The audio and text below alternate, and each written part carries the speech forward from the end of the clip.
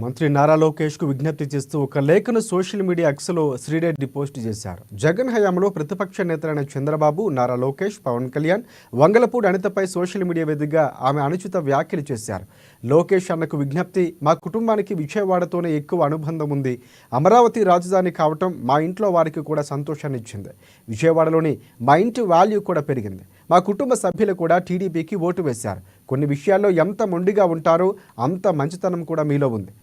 మీకు నాతో వీడియోలో క్షమాపణలు చెప్పించింది కూడా మా కుటుంబ సభ్యులే. మీతో డైరెక్ట్గా వీలైతే మాట్లాడతామని కూడా వారు చెప్పారు.